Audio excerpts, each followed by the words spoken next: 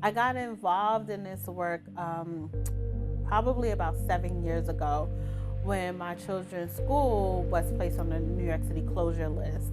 And it was a really devastating point, mainly because it was a school that I had attended and graduated from. I had deep love and admiration for.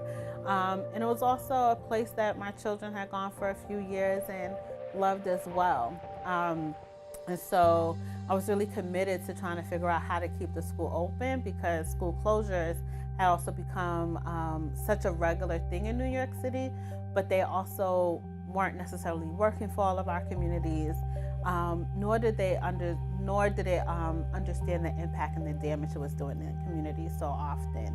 And so when I was able to be in contact with someone from the Coalition for Educational Justice, and kind of got involved in the work around keeping a school open, and was successful. So 298 stayed open, and is now still open, it's thriving, it's a community school, and it's doing really well. So it's also a testament to, like, when we actually invest in schools and do what's right by them, that they can actually do well, because that's what they're hopefully designed to do.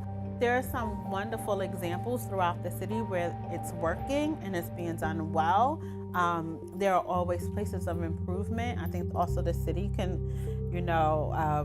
look to how they can improve how they're implementing the model. But I think at its core, it is doing right by a large number of students in the city that otherwise may have been in a closing school.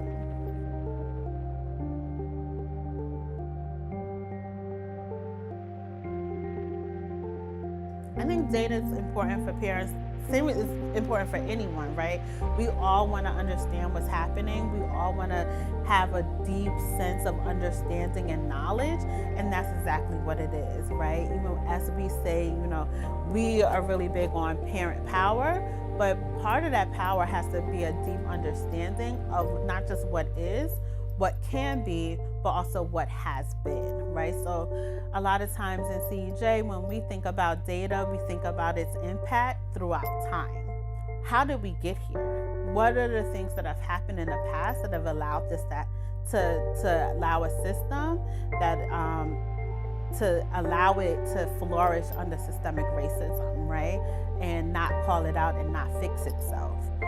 To really have a real historic lens, while also embarking on envisioning activities that allow us to envision what we want our schools to look like